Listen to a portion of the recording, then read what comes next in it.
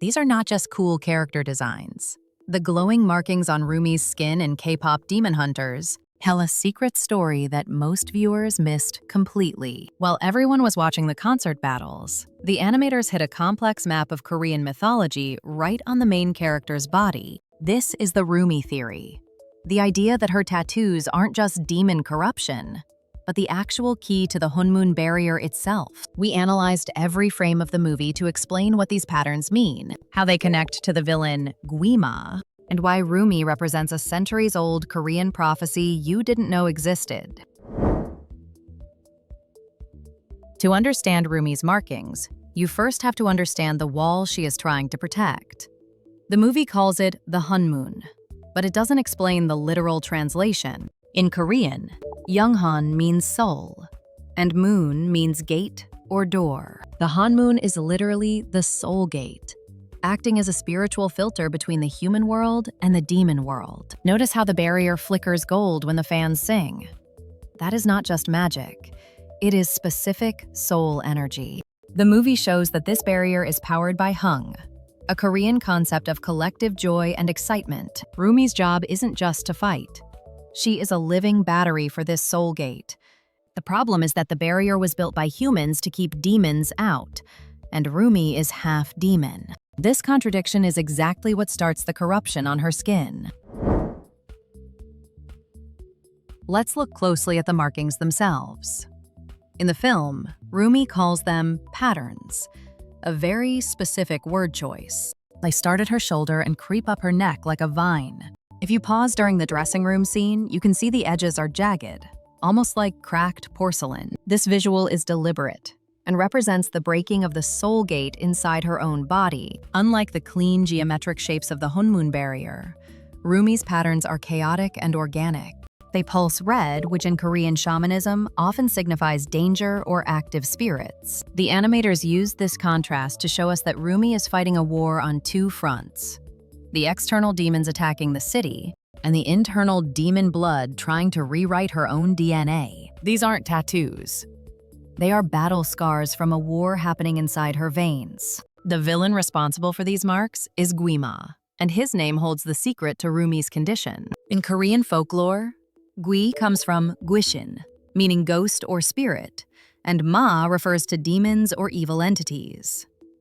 So Gwi-Ma is literally a ghost demon. This is key because it explains why he needs the Saja Boys to steal souls. He is a ghost who needs life energy to manifest fully. When Gwi-Ma marks someone, he isn't just cursing them. He is tethering his spirit to their physical body. The theory here is that Rumi's patterns are actually Gwi-Ma's attempt to create a back door through the Honmoon. Since he cannot break the barrier from the outside, he is trying to grow a demon gate inside the one person who controls it. Rumi isn't just a victim. She is the Trojan horse. One detail many fans missed is exactly where the patterns stop. For most of the movie, the markings creep up her neck and strangle her throat. This is why her voice cracks during rehearsals. In the lore of the film, the voice is the weapon that strengthens the Honmoon. By constricting her throat, the demon side is literally choking off her ammunition. But there is a deeper layer here. In traditional Eastern medicine and chakra systems, the throat is the center of truth and expression. Rumi is living a lie, hiding her identity from Mira and Zoe. The patterns physically manifest this blockage. The lore rule is simple. You cannot strengthen the soul gate if your own soul is hidden. The demons know this, which is why the infection targets her voice box first, not her heart or her head. The girl group Huntrix is clearly based on the Korean Mudang, or shamans. In real Korean history, shamans were the intermediaries between the spirit world and the human world. They used bells, fans, and swords in their rituals, exactly like the weapons Rumi and her bandmates use. Rumi's sword, the Sungom, is a real historical artifact. These were 4 tiger swords used in the Joseon dynasty to banish evil spirits. When Rumi activates her sword, her patterns glow brighter. This is a direct nod to the shamanistic idea that a Mudang must accept a spirit into their body to wield power. Rumi is a Gangshinmu, a specific type of shaman who is possessed by a spirit. Her struggle isn't just superhero fiction. It is a modern remix of centuries-old shamanic initiation rites. The name of the rival band, the Saja Boys, is a brilliant double entendre. In Korean, Saja can mean lion, which fits their aggressive, predatory image. But it is also short for Chosung Saja, the Korean Grim Reaper. These are the messengers of death who guide souls to the afterlife. Look at their outfits in the final act. They wear dark, flowing robes that mimic traditional Reaper attire. This recontextualizes the entire conflict. The Saja Boys aren't just a pop group. They are corrupted Reapers, harvesting souls instead of guiding them. This explains why they are so effective at weakening the Honmoon. They are authorized personnel in the spirit world who have gone rogue. Rumi fighting them is literally a battle between a shaman, a life protector, and a Reaper, a death messenger. Jinu, the leader of the Saja Boys, acts as a dark mirror to Rumi. Notice his markings. Unlike Rumi's organic vines, Jinu's marks are rigid and angular. This visual distinction tells us their origins are different. Jinu was a human who was turned into a demon 400 years ago, while Rumi was born this way. Jinu's marks are chains binding him to Gwi-Ma. They represent servitude. Rumi's marks are wild because they represent potential. This is why Jinu is so drawn to her. He sees that her patterns aren't a cage like his. They are a key. The tragedy of their romance is written on their skin. He is a human trapped in a demon's role, and she is a demon trying to play a human role. Their markings are inverses of each other. Throughout the movie, you see a tiger and a magpie appearing in the background, and even as sidekicks. This is a direct reference to Minhwa, specifically the Decoded paintings from the Joseon era. In these paintings, the magpie represents good news, and the tiger represents a barrier against evil. But there is a twist in the movie's lore. The tiger is often depicted as silly or derpy in these folk paintings, and the movie keeps this trait. However, Rumi's sword is a tiger sword. This links her directly to the tiger spirit, which is powerful but often misunderstood or mocked. The magpie follows her because she is the good news the world is waiting for. These aren't just cute animal sidekicks. They are ancient symbols, telling us Rumi's destiny before the plot even reveals it. The color palette in K-pop Demon Hunters tells its own story.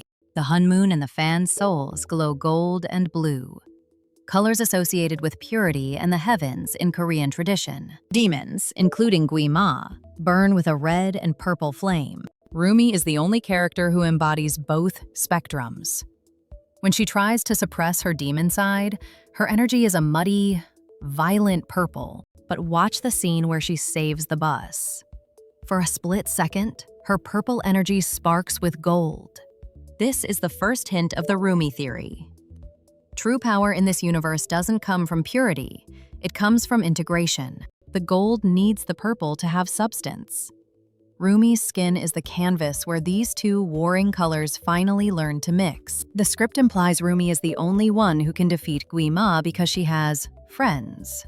But the lore suggests something more technical. A pure human can create the Honmoon barrier, but they cannot enter the demon world without dying. A pure demon can enter that world, but gets burned by the Honmoon. Rumi is the only biological organism in this universe that can exist in both spaces simultaneously. Her tattoos act as a filtration system. They allow her to channel the hung, or joy, of the fans through a demon vessel. Think of her like a hybrid engine. She burns human emotion as fuel, but uses a demon engine to output that power. That is why Gwi-Ma fears her. She is an evolutionary step up from him. The climax of the film proves the theory perfectly. When Rumi finally accepts herself, her patterns don't disappear. This is a major subversion of the trope. Usually, the curse vanishes when the hero wins. Instead, Rumi's black and red markings turn into shimmering gold. This confirms that the markings were never evil. They were just unpowered. They were empty vessels waiting for the right kind of energy. By filling her demon channels with human love and self-acceptance, she rewrites the definition of a demon. The golden patterns are the ultimate form of the Honmoon, a barrier that doesn't just block demons but transforms them. She becomes a walking, singing soul gate.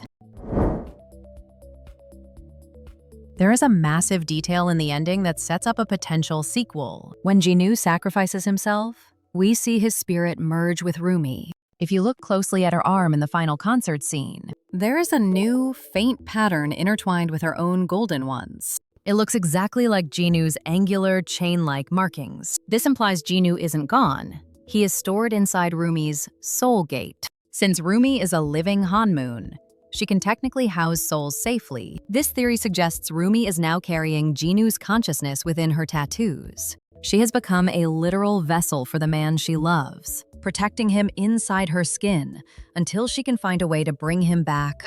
It adds a bittersweet layer to her final smile. Beyond the demons and magic, Rumi's tattoos are a powerful metaphor for mental health and shame. The film visualizes the experience of hiding a part of yourself that you think is ugly or wrong. The way the patterns flare up when she is stressed or afraid mirrors how anxiety manifests physically. Rumi, wearing high collars and long sleeves to hide her skin, is something many people with scars or conditions do daily. The movie's resolution states clearly that you cannot heal by hiding. The power only comes when you expose the thing you were ashamed of. The Rumi theory works on a psychological level too. Your demons don't have to be destroyed. They just need to be brought into the light. The old Honmoon was temporary. It required constant maintenance through concerts and positive energy. If the music stopped, the barrier fell. But Rumi represents a new type of magic. Because she integrated the demon side with the human side, the barrier she creates at the end is self-sustaining. She broke the cycle of eternal war. The lore suggests that previous hunters just pushed the darkness back, but Rumi absorbed it. This is why the movie is called Demon Hunters.